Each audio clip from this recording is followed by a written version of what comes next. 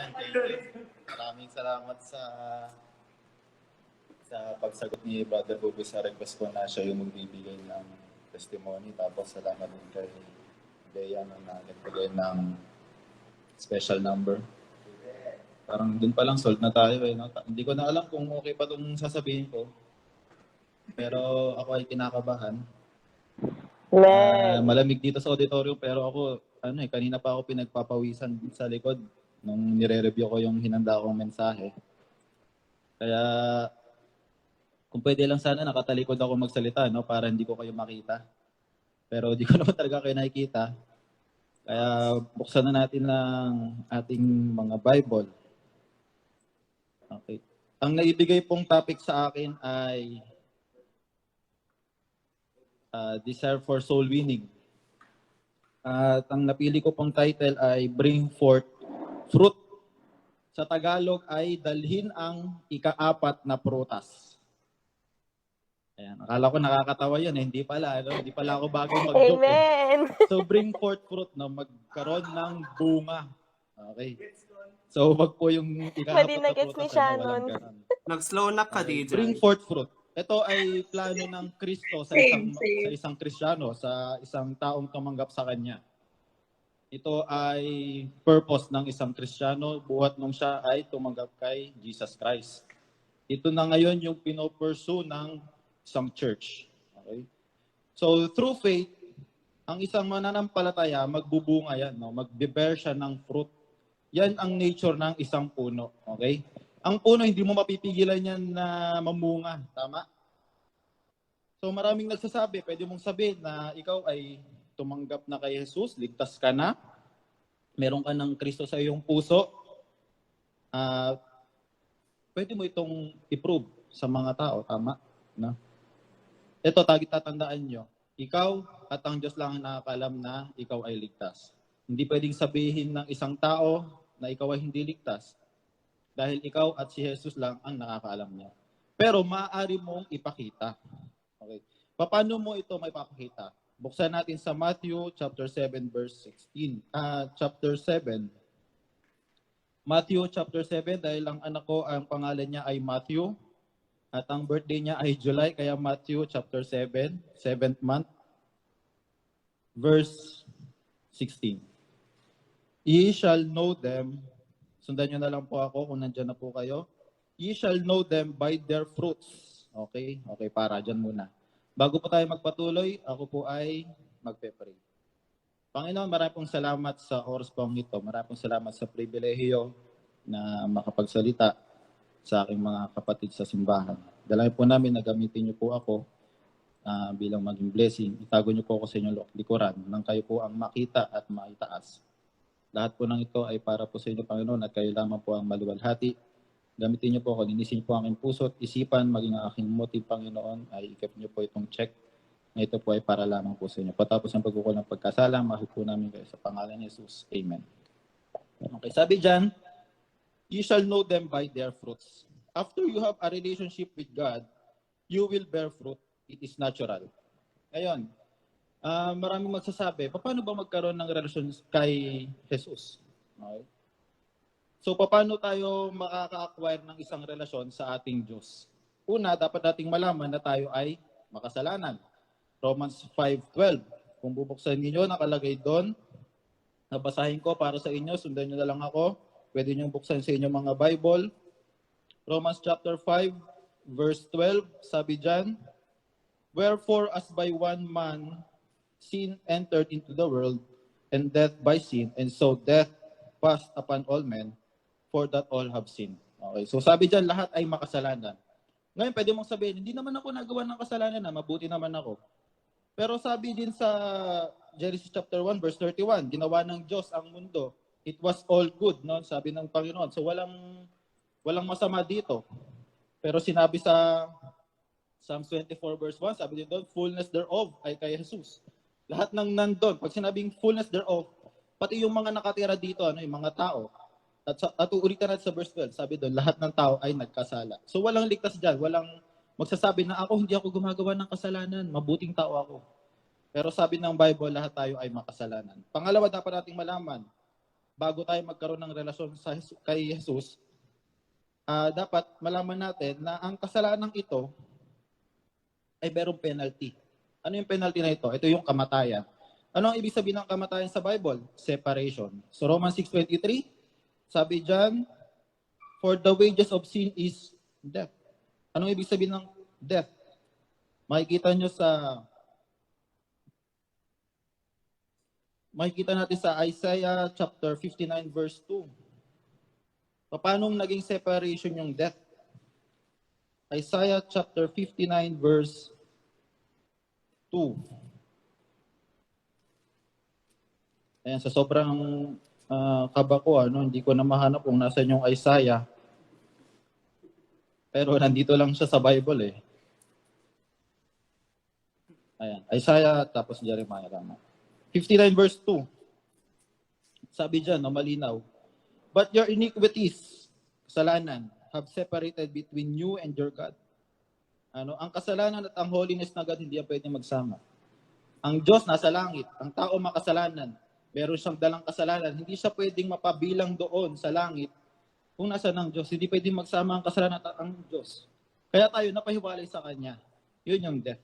Yun yung kabayaran ng kasalanan. Pangatlo na dapat nating malaman bago tayo magkaroon ng relasyon sa Diyos ay hindi natin kayang iligtas sa ating sarili. At kailangan natin ng tagapagligtas. Sabi sa Romans 6:23, yung kadugtong nung binasa natin, Romans 6:23, balikan ko lang, nawawala na naman siya. Ayan, Romans 6:23. For the wages of sin is death, but the gift of God is eternal life through Jesus Christ our Lord. Siya yung tagapagligtas na binigay ng ating Diyos. Malinaw naman di ba? Ikaw na mayroon kang kasalanan, ang kabayaran nun, kamatayan, mayroon ka ng kamatayan. Pero ang regalo sa iyo ng Diyos, eternal life. Pag mayroon kang buhay na walang hanggan, burado yung kamatayan. Tama? Ang kabaligtaran ng kamatayan ay buhay. At pag iyon ay naunawaan mo ng lubos, meron ka ng relasyon sa Diyos. Sabi sa John 1:12, but as many as received Him, to them gave He power to become the sons of God. At pag ikaw naging anak ka na ng Diyos, napabilang ka na sa pamilya ng Diyos, hindi ka napupunta sa impyerno. Di ba? Ikaw bilang anak ka na ng Diyos, saan ka pa uuwi pag ikaw namatay? Sa impyerno pa ba? Hindi na, sa langit na. Ayan. So ngayon, establish na natin kung paano magkaroon ng relasyon sa Diyos. Ituloy natin yung point natin. How can you prove yourself to other people that you are saved? Through your fruits. Sabi doon sa binasa natin sa Matthew, ye shall know them by their fruit. Yung fruit na ito ay yung magbubunga sa iyong pananampalataya sa Diyos. Paano gumagawa ang Panginoon sa inyong buhay simula nung siya ay iyong tinanggap na? Sabi mo, tinanggap mo siya. Sabi mo, meron ka ng Kristo sa iyong puso. So ngayon, ipakita mo sa ibang tao na meron ka talagang Panginoon sa iyong puso. Maaari tanungin mo ako kung pwede mong buksan yung mic mo, magtatanong ka siguro. Teka, akala ko ba soul winning yung topic mo, brother? Bakit prutas o bakit fruit o bakit bunga yung sinasabi mo ngayon? Ako naniniwala, lahat tayo dito naligtas, bunga ng soul winning. Amen? Di ba? Kasi kung hindi ka naligtas sa soul winning, saan ka galing na bunga? Di ba? Siguro, katulad ni Brother Ryan, siya ay naligtas sa trucks. Pero yung trucks ginagamit din sa soul winning. Di ba? So lahat tayo ay bunga ng soul winning. Okay. Nasaan na ako? Ayan. So paano natin masasabi na tayo ay totoong ligtas? So paano natin mapapatunayan na tayo ay magbubunga? Remember, only God and you knows that you are saved. You can show it through the works of God in your life. Can your friends and family see Christ in you? Nakikita na ba ng mga kaibigan mo na hindi pa ligtas? Na tinanggap mo na talaga si Kristo sa iyong buhay, na meron ka ng Kristo ngayon sa iyong puso? Na sinasabi mo lang ba sa kanila na tinanggap mo na si Kristo, meron na akong Panginoon sa aking buhay, pero hindi pala talaga sa inyong puso, baka talagang sa inyong uso lang. Kaya dapat i-check mo. Baka mamaya hindi ka pala talaga ligtas eh. Diba? Buti pa yung Nido, meron siyang check the label na commercial eh, di ba? Eh tayong mga nagsasabi na Kristiyano, tinanggap ko na si Jesus, hindi natin ma-check sarili natin. Sine-check mo yung katabi mo. check, ligtas na ba talaga itong katabi kong to? Kasi pa-amen-amen sa simbahan eh. Pakanta-kanta sa choir eh. Pero dapat hindi mo sinecheck yung katabi mo. Check mo sarili mo. Nakikita mo sila nasa choir, pero ikaw nakaupo, nanonood. Bakit hindi ka sumali ng choir? Kasi baka hindi ka paligtas. Di ba? Bakit nahihirapan kang sumunod sa pastor na sinasabi mag-join ka sa ministry? Ba't nahihirapan ka sumunod sa kanya? Ba't nahihirapan ka sumunod sa mga magulang mo? Kasi baka hindi ka paligtas. Di ba? Eh, ganoon ang Panginoon eh. Ang Panginoon, sumunod siya sa Diyos. Kaya dapat tayo din sumusunod. Okay. Basahin natin, buksan natin ng ating Bible dun sa text natin, sa Matthew chapter 7. Tuloy natin yung basa dun. Matthew chapter 7, verse 16. Ayan. Ye shall know them by their fruits. Do men gather grapes of thorns or figs or thistles? Even so every good tree bringeth forth good fruit, but a corrupt tree bringeth forth evil fruit. A good tree cannot bring forth evil fruit, neither can a corrupt tree bringeth forth good fruit. Every tree that bringeth not forth good fruit is hewn down and cast into the fire. Wherefore, by their fruits ye shall know them. Okay. Alam mo, maraming magsasabi na sa mundo, maraming nagsasabi ngayon na ako naniniwala din ako sa Diyos pero unbeliever. Ako, tinanggap ko na rin si Diyos, di ko naman siya nakakalimutan, lagi ko siya naaalala. Gumagawa din naman ako ng mabuti para sa Diyos eh. Tumutulong ako sa kapwa ko. Ngayong pandemic, niloloadan ko yung kaklase ko para may pangpasok siya sa klase sa Google Meet. Pero sabi sa verse 21, not everyone that saith unto me, Lord, Lord, shall enter into the kingdom of heaven. Balang araw, lahat tayo haharap sa Diyos. May magsasabi, Panginoon, naniniwala naman ako sa iyo eh. Pero anong sasabihin sa kanila ng Diyos? Tuloy natin yung basa. But he that doeth the will of my Father which is in heaven, ay sila lang daw yung makakapasok sa langit. Hindi yung lahat na nagsasabi-sabi ng Panginoon, Panginoon. Pero ang totoo makakapasok ng langit, sabi dyan, he that doeth the will of my Father. Ano yung will of my Father? Ang tao ay maligtas. Verse 23, and then will I profess unto them, I never knew you. Yan ang sasabihin ng Diyos sa kanila ng mga taong hindi pa talaga tumanggap sa Panginoon. Maraming magsasabi, Panginoon, ginagamit ko pa nga yung pangalan mo para mag-cast away ng devils eh. Di ba? Maraming ganyan sa TV na napapanood natin, si Ed Caluwag. Di ba? Ginagamit niya yan eh. Jesus to, umalis ka dito. Pero sasabihin sa kanya ng Panginoon balang araw, hindi kita kilala. Umalis ka dito. Ayun, punta siya sa impyerno. Diba? Kaya ngayon, kaya dapat tayo, maingat tayo. I-check natin lagi sarili natin. Ako ba ay ligtas? Paano ko ba malalaman talagang ligtas ako? Baka mamaya, maaksidente ka. Wala ka pala talagang Panginoon sa iyong puso. Kaya dapat i-check mo, magiging maingat tayo. Hindi yan biro. Everyone one day will be judged by God. And some will say, we preach by your name. And through your name, we cast out devils. Sabi diyan sa verse 22. But God will say, I never knew you. They thought one of them is like you. So you better check. Diba? So dapat, sabi dito, maraming mag-iisip na ang taong bang to ay ligtas. Dapat mapatunayan natin sa kanila. Kasi danger na tayo gagayahin nila, hindi tayo ligtas. Dapat hindi mahirap sa atin ang pagsunod sa kagustuhan ng Diyos sa atin. Etong tinanggap natin ang salita ng Diyos, ito ay magbubunga. Sa ayaw at sa gusto mo, magmamanifest yan. Si Jesus, tinanggap mo siya na malaki, ikaw, ganito ka lang. Sabi natin, ikaw, ganito ka lang. Kalingkingan. Ang Panginoon na tinanggap mo, malaki. Okay, mas malaki sa'yo. Imposible na yan ay hindi lilitaw sa mata ng ibang tao. Di ba? Nung ikaw tinanggap mo si Kristo, dapat ang Panginoong Hesus na ang makita sa buhay mo.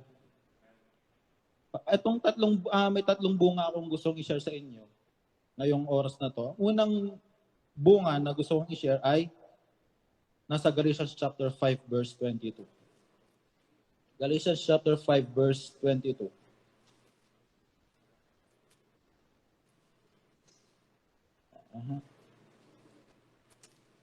Galatians chapter 5 verse 22. Okay, kung nandyan na kayo, sundan nyo na lang ako. Sabi dyan, but the fruit of the Spirit is love, joy, peace, long-suffering, gentleness, goodness, faith, meekness, temperance. Against such there is no law. So ano yung unang fruit ng Spirit na makikita natin dyan? By the way, first point, fruits of the Spirit. To be more specific, fruit of the Holy Spirit. Mula nung tinanggap mo si Kristo sa iyong puso, nananahan na ang Holy Spirit sa inyo.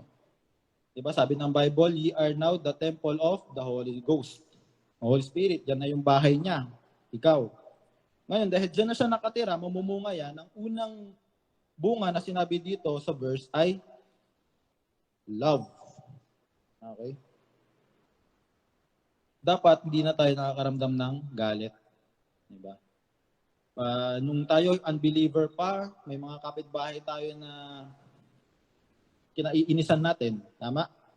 Pero ngayon, dapat love na yung maramdaman natin sa kanila. Bakit?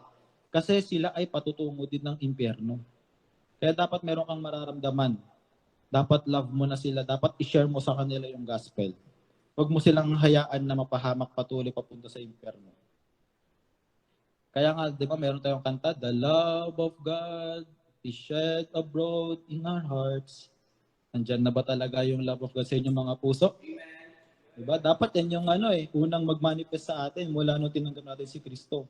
Dapat magalak tayo, dapat excited tayong ma-share yung salvation eh. Diba? Nung tinanggap natin, dapat, ito na rin dapat yung i-share natin una sa family natin, sa mga kakilala natin, kaibigan natin. Diba?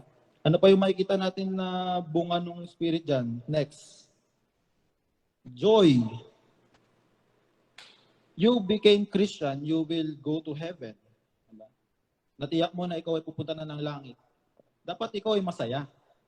Diba? Alangan namang may tumanggap kay Kristo at sabi niya, nakakalungkot to, papunta na akong langit. Nakakainis naman, talaga naman eh. Pwede ba tong bawiin? Diba? Tapos pupunta ka simbahan, nakasimangot ka. E paano masasabi ng mga tao sa simbahan? Yung tao to hindi to ligtas. Tingnan mo, hindi siya masaya. Dapat ang taong ligtas, may joy. Diba?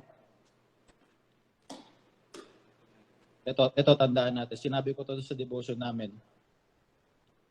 Ang kaligayahan, ang happiness ng mundo, naka-base sa happenings. Diba? Ano yung happenings? Inuman. Diba, Brother Buboy? Diba? Masaya pag nagiinuman, no? Masaya, diba? Kakantahan kayo, may gitara pa, may tambol. 'Di ba? Pag talagang masaya no? Pagka nakita mo yung inumin mo, biglang lalagyan ng yelo. 'Di ba? Pagbubukas ng bagong pulutan, saya ka 'di ba? Lalo na pag bago yung baso. 'Di ba? Hindi na yung may crack-crack eh. Hindi yung may kalawang. 'Di ba eh? Happiness pero pagkatapos ng inuman, kinabukasan wala na. Hindi na siya masaya. Diba? Ano pa? Pag may party, masaya yung mga tao. Ang daming pagkain, may mga regalo. After 1 month, wala na yung regalo, ubus na. O kaya kupas na yung mga damit na natanggap, wala na yung happiness niya. Ano pa yung mga happiness na nakukuha sa mundo? Pera. Yung pera, nauubos din. Pag naubos yung pera, malungkot yung tao. Pero tayo na ligtas. Walang inuman, walang party, kahit walang pera. Nakakapunta tayo ng simbahan, masaya. Diba? Yan yung bunga. Yan yung isang bunga ng Holy Spirit, yung joy. Isa pa, yung peace. Sabi dyan, no? Love, joy, peace. Ano yung ibig sabihin ng peace? No worries. Yung no worries na to, hindi ito yung parang sa Lion King ng Hakuna Matata, nakakanta-kanta ka dyan sa kalsada na Hakuna Matata, sasayawin mo pa eh, no? Yung peace na ito, kahit hindi mo alam yung mangyayari bukas, may kapayapaan ka. Bakit? Kasi kasama palagi ang Panginoon. Di ba? Kami nga ni Brother Jason, lagi kami, pag nagmumotor kami niyan, naglolokan kami. Dahan-dahan ka, baka mamatay tayo. Mabilis ka pa na magmaneho. Pero, hindi kami nangangamba eh. No? Pero nandun pa rin yung pag-iingat namin. Eh. Hindi kami arroganting magmaneho.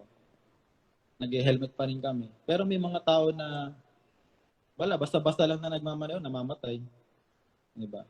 Iba yung peace na meron sila, di ba? Pagyayabang yan eh. Yan sa atin yung peace na iniingatan tayo ng Panginoon kahit madilim. Diba? Maihahatid ka, pupuntahan mo si Brother Bubu sa trabuhan nila kahit gabi na. Diba?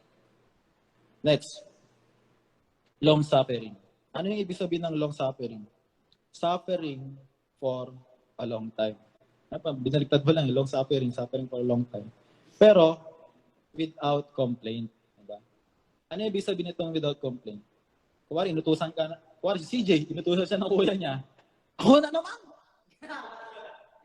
Sisigawan niya yun. Sisigaw siya kay Ma'am Josie. Mama, ako na naman! Amen! Amen!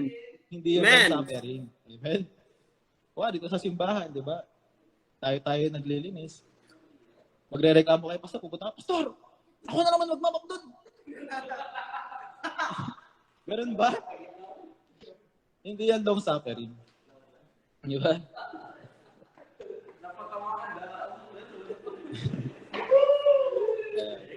So dapat magsasuffer tayo for a long time without complaint.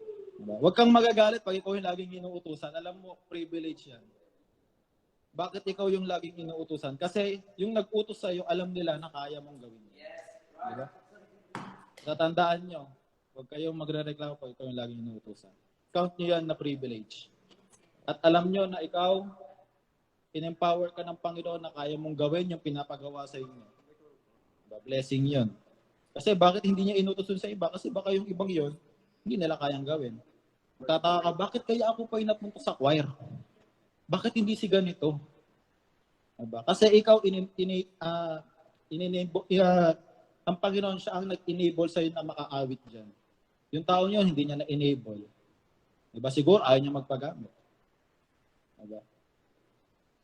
Marahil may magsasabi na may mga tao na hindi ako sasama sa choir. Bakit? Kasi parang hindi naman totoo, parang wala naman eh. Kakanta-kanta dyan, parang wala namang mananalo dyan eh. Wala namang premyo. Diba?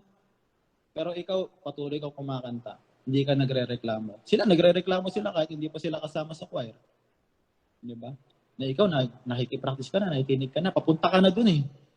Diba? Talagang nagugustuhan mo na yung choir. Ang gandang pumunta dun ah. Parang nakakagwapo dun ah. Nakakaganda dun ah. Diba? Hindi sila nagre-reklamo, kumakanta sila kahit walang nangyayari, kahit walang nagbibigay sa kanila ng kung anong damit o kung ano. Pero hindi sila nagre-reklamo. Bakit? Kasi meron silang long suffering. Ano pa yung makikita natin na bunga dyan? Gentleness, goodness. Kung merong mga mabuting tao sa mundo, yun ay dapat ang Kristiyano. Amen? Diba? Baka mamaya ikaw, Kristiyano ka na, pero ikaw yung sanggano maglakad doon sa inyo. Paano mo sila madadala sa simbahan kung gano'n yung testimony natin? Dapat iba na yung manners mo. Dapat good manners na yan. Kung dati, paglabas mo pala ng bahay, nagtatago na sila ng kanilang bahay. Paglabas mo pala sa umaga, nandiyan na sila, no? Tago na tayo. Takot sila sa'yo. Nakahubad ka lang. Uy! Simba kayo, ha? Walang maniniwala, di ba? Oh. Walang maniniwala sa'yo o kaya wala kang makikita sa daan kasi takot sila lahat sa'yo. Hindi dapat ganun yung Kristiyano. Dapat meron tayong gentleness, dapat meron tayong goodness. Ano pa dyan? Sabi dyan, faith, meekness, temperance. Itong temperance maganda to. Kasi yung patience at temperance, magkaiba yan. Yung patience, ito ay para sa iba. Okay, kumari merong magkapatid. Hindi na natin sasabihin kung sino. Yung patience doon, lagi siyang inaaway ng kuya niya. Siguro, pinapatamaan niya. Pero itong bata na ito, sasabihin niya, sige, pagpapasensahan ko to. Iunawain ko siya. Yun yung patience. Pero yung temperance, ito naman yun. Yung batang ito, napupuno na siya. Nakakatinis talaga to. Gusto niya na pakawalan yung galit niya, pero Mapapahinga siya eh. Yun yung temperance. Diba? Nakokontrol niya yung sarili niya. Gusto niya ng pumutok eh. Pero, temperance. Diba yung temperance? Pagtitimperance. Diba? Temperance. Diba? Okay, so number 1, fruits of the Spirit. Ano yung mga fruit of Spirit? Love, joy, peace, long-suffering, gentleness, goodness, faith, meekness, temperance. Number 2, fruits meet for repentance. Teka. Ano yung fruits meet for repentance? Prutas na, karne pa. Fruits meet eh. Wala talaga, hindi ko wala eh. Kaya ginahanda ko tong mga joke pero wala talaga. Sige, basahin na natin Matthew chapter 3. Wala eh. Fruits, tapos meat. Wala. Kala ko talaga matatawa kayo eh. Matthew chapter 3 verse 8. Yan, sabi dyan, bring forth therefore fruits meet for repentance. Anong ibig sabihin yan? Ito, mas lalo natin maintindihan yan sa Luke chapter 3 verse 8. Mas maintindihan natin yung ibig sabihin yan. Luke chapter 3 verse 8. Matthew, Mark, Luke, chapter 3, verse 8. Okay. Itong chapter 3, si John the Baptist ito, sabi dyan, bring forth therefore fruits worthy of repentance. And begin not to say within yourselves, we have Abraham to our fathers. To our father, for I say unto you, that God is able of these stones to raise up children unto Abraham. And now, also the axe is laid unto the root of trees. Every tree, therefore, which bringeth not forth good fruit, is hewn down and cast into the fire. And the people asked him, saying, what shall we do then? Paano kami maliligtas? 11, he answereth and saith unto them, he that hath 2 coats, let him impart him that hath none. Sila na merong damit o coat, bigay mo yan. Kung dalawa yung coat mo, ibigay mo yung isa dun sa nangangailangan. Verse 12, then came also publicans to be baptized and said unto him, Master, what shall we do? Verse 13, and he said unto them, exact no more than that which is appointed you. So ito, yung taong naligtas na to sa verse 12, nagpunta siya kay John the Baptist, siya ay nagpabautismo. Alam natin na yung pagbautismo ito ay pagpapakita na ikaw ay ligtas at gusto mong sumunod sa Panginoon. Alam mo, ang totoong ligtas, hindi na yan pinipilit na magpabaptize. Hindi na yan pinipilit na sumunod. Dapat nagkukusa na yan. Diba? Na hindi ka na, teka, hintayin ko muna si brother ganito bago ko magpabaptize. Hintayin ko siya. Hindi, dapat ikaw mismo kusa ka na. Yan yung kaibahan natin eh. Sa ibang relihiyon, ibang mga sa mga kulto na nandyan, yan yung kaibahan natin. Tayo may conviction tayo. Sila, hihintayin nilang utusan sila bago nila gawin. Tayo may conviction tayo, susunod agad tayo. Hindi na tayo dapat pinipilit. Hindi ka na dapat, simba tayo sa linggo, simba tayo sa Wednesday. Hindi na dapat tayo pipilitin na ganyan. Dapat kusa tayo. Alam mo na may service sa linggo, alam mo na may service sa Wednesday, attend ka. May live stream, kung di ka makapunta, manood ka. Hindi na yung chachating ka pa, start na yung attend ka na. Hindi, kusa ka na manonood. Kusa ka na pupunta sa simbahan. Fruits meet for repentance. Verse 14, and the soldiers likewise demanded of him, saying, and what shall we do? And he said unto them, do violence to man, neither accuse any falsely. Huwag kayong, anong Tagalog nito? Huwag kayong mainisin ng mali. O huwag kayong manghihinala ng mali sa kung sino lang na hindi nyo naman talaga alam.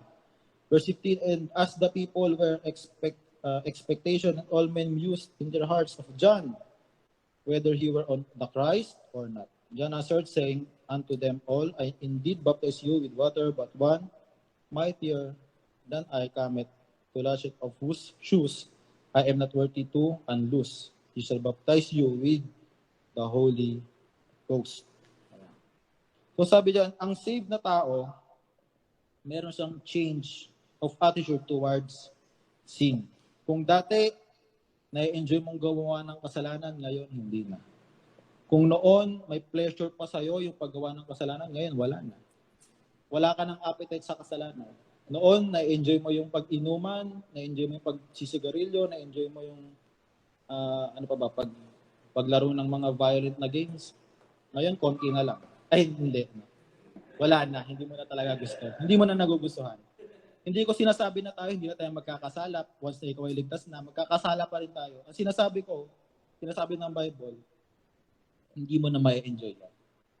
Pag nakagawa ka ng kasalanan, imbis na mag-enjoy ka ngayon, ang mangyayari sa inyo, malulungkot ka. Diba? Nakagawa ka ng kasalanan, ipagpatawad mo sa Panginoon, malulungkot ka, hindi yung uulitin mo. Kasi na-enjoy mo, sarap, talagang nakakamiss yung lasa ng konti pa nga. Yan, konti-konti. Pero hindi, dapat malulungkot ka na. Hindi ko napigilan kagabi. Hindi ko inanyayahan kasi ako eh. Wala, nakatikim ako, isang baso lang. Pero nalulungkot ka na ngayon. Diba? Fruit meet for repentance. Say people ought to do what is right and not just talk about it. Tayong mga ligtas, hindi lang tayo dapat sinasabi na, ganito yung tama, ganito yung tama. O ang tama, magsisimba tayo sa linggo pero hindi mo naman ginagawa. Diba? Mali din yun. Dapat ipakita mo na kung ano yung tama, yun yung gagawin mo. Tingnan natin sa Matthew chapter 5 verse 16. Let your light so shine before men. Ano yung light na ito? Sinabi din dyan. That they may see your good works. Diba? Hindi sinabi na your good sayings. Ang sabi dyan, good works. Ipakita mo sa gawa, hindi sa salita. Diba? So, yan ang fruit meet for repentance. Wala ka ng appetite sa kasalanan. Wala ka ng pleasure na makukuha sa kasalanan, sa paggawa ng kasalanan. Bagkus, meron ka ng change of attitude towards sin. So, last na fruit na i-share ko sa inyo ay nasa John 15 verse 16. Chapter 15 verse 16. John chapter 15 verse 16. 15 verse 16. John chapter 15, tama ba? 15 verse 16. Okay. Sabi dyan, ye have not chosen me, but I have chosen you, and ordained you that ye should go and bring forth fruit, and that your fruit should remain, that whatsoever ye shall ask of the Father in my name, He may give it you. Anong sabi dyan? Anong klaseng fruit yan? Fruit should remain. Fruit that should remain. Number 3, fruit that should remain. Ang unang fruit of the spirits. Fruit of the spirit. Number 2 na fruit meet for repentance or change of attitude towards sin. And last na fruit ay souls you bring to Jesus. Yung una, yung bunga ng Holy Spirit na nasa iyo na ngayon. Yung pangalawa ay yung change of attitude mo towards sin. Yung pangatlo ay yung tao na madadala mo sa Panginoon. So, paano mo nasabi na kaluluwa yan, papunta sa Panginoon? Sabi sa Proverbs 11 verse 30. Ito yung tinutukoy na fruit that should remain. Chapter 11 verse 30. The fruit of the righteous is a tree of life, and he that winneth souls is wise. So malinaw na kaluluwa na dadali natin sa Panginoon yung fruit that should remain. Paano ba tayo magkakaroon ng bunga na mananatili? Diba? So una, dadali mo yung tao sa Panginoon. Dadali mo sila na mga hindi pa nakakilala sa Panginoon. Papakilala ko sa inyo si Jesus. Siya yung magliligtas sa inyo. Saan niya kami liligtas, Brad? Sa kabayaran ng kasalanan. Okay, nakilala nila si Jesus. Ibig sabihin nun, nagtanim ka ng salita sa kanila. Yan na, tinaniman mo siya. Lagay mo yung buto doon. Nandun na sa kanila yung Panginoong Jesus. Nataniman mo sila ng salita ng Diyos. May word of God na sila. Pangalawa, magandang gawin, make them happy in their Christian life. Diba? Tumangkap sila sa Panginoon. Hanggang gano'n na lang ba? Pag ikaw ba nagtanim ka ng ng buto, hayaan mo na lang siya. Hindi, di ba? Didiligan mo yan. Aalagaan mo yan. Pag may mga bato, tinatanggal mo yan. Pag may mga damo, tatanggalin mo rin yon para siya ay tutubo. Diba? So, paano natin mapapanatili na yung bagong mananampalataya ay masaya? Diba? Sasama mo sa simbahan. O, simba tayo. Tatabihan mo siya dyan sa mga upuan. O, tapos tatanungin mo siya, masaya ka ba? Malamig ba? Nag-enjoy ka ba? O, pagkatapos ng preaching, halika, sama ka dun sa altar, magpe-pray tayo. Kasama mo siya, kahit anong ginagawa mo, tuturo mo ngayon sa kanya. Okay, ano yung proseso na to na ginagawa mo? Dinidiligan mo yung salita ng Diyos na binigay mo sa kanya. Diba? Parang pagtatanim din yan.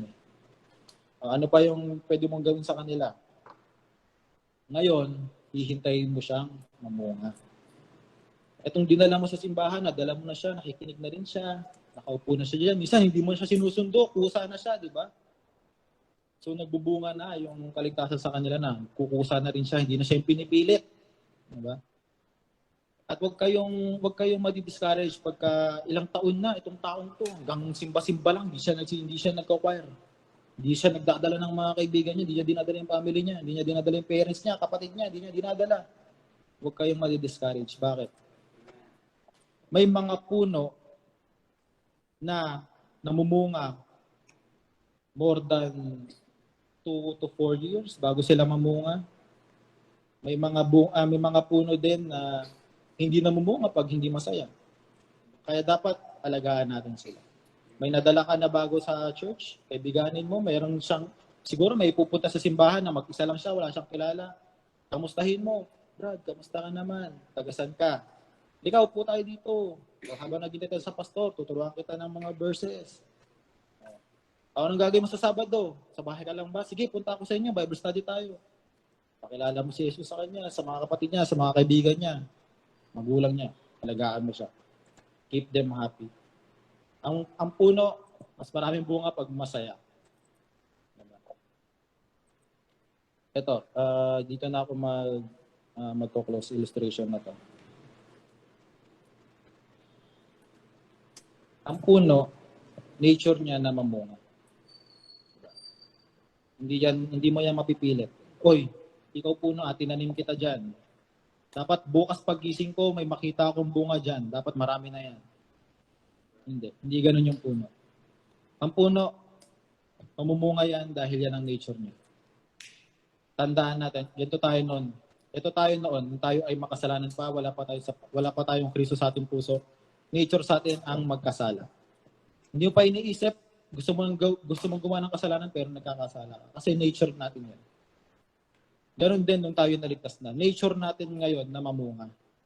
Kung noon nature natin gumawa ng kasalanan, ngayon na tayo ay totoong ligtas na, nature natin mamunga. Diba? Kaya nga, dapat magkaroon tayo ng desire na lahat ng tao na nakikilala natin, mabahagi na natin ng salita ng Diyos. Dapat may share mo sa kanila yung love na natamasan mo nung ikaw ay hindi pa nakakilala sa Panginoon. Noon, wala ka pang relasyon sa Diyos, pero merong taong lumapit sa iyo, dala niya yung love of God, shinare niya to sa iyo, nagkaroon ka na ngayon ng Holy Spirit sa iyong buhay, hayaan mo siyang mamunga, wag mo siyang pigilan, at yung love na ito, may share mo rin sa iba. Hingin mo sa Panginoon ng desire na makapag-share. Kahit isang tao lang, bago magtaon tong taon na to. Bago magtapos itong taon na to. Ba't di mo i-desire na may madala ka? Kahit isang tao lang dito sa simbahan. O kahit may ma-invite ka lang dito sa Google Meet.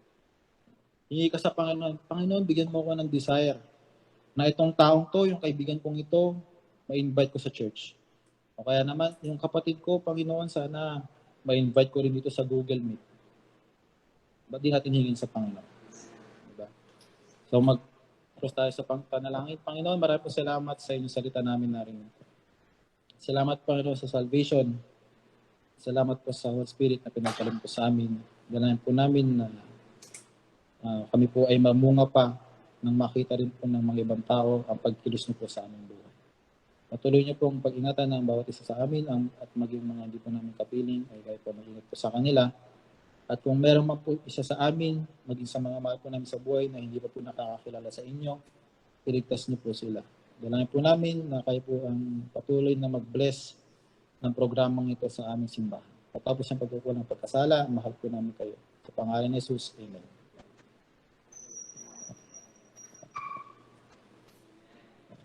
Amen. Amen.